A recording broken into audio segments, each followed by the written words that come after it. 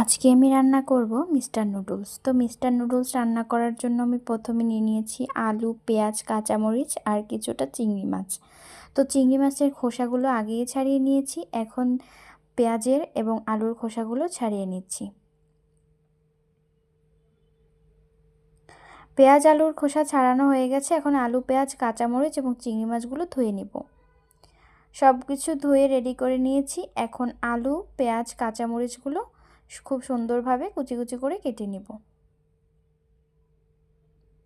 আমার পেঁয়াজ কাটা হয়ে গেছে, এখন আলুগুলো কেটে নিব। পেঁয়াজ আর আলু কাটা হয়ে গেছে, এখন আমি কাঁচামরিচটা কুচি কুচি করে কেটে নিব।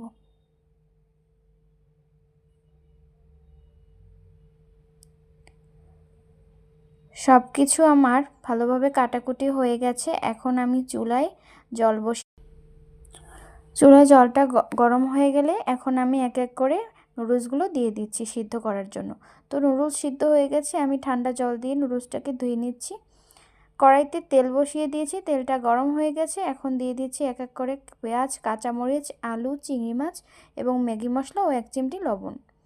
আলুটা সেদ্ধ না হওয়া পর্যন্ত ভালোভাবে এগুলো ভেজে নিব। তো আমার ভালোভাবে ভেজে নেওয়া হয়ে গেছে, এখন দিয়ে দিচ্ছি সিদ্ধ নুডলসটা এবং খুব ভালোভাবে 2 মিনিট 3 মিনিট ধরে নুডলসটাকে ভেজে নেব। এই তো তৈরি হয়ে গেছে আমার মজাদার নুডলস। তোমরাও বাসায় এভাবে ট্রাই করতে পারো এবং ডিম, মুরগির মাংস ছাড়াও চিংড়ি মাছ দিয়ে নুডলসটা বেশ মজা লাগে, আমার কাছে খুবই মজা লাগে। তাই আমি প্রায় বাসায় চিংড়ি মাছ দিয়ে নুডলস রান্না করি, সাথে তোমরা অন্য সবজিও অ্যাড করো।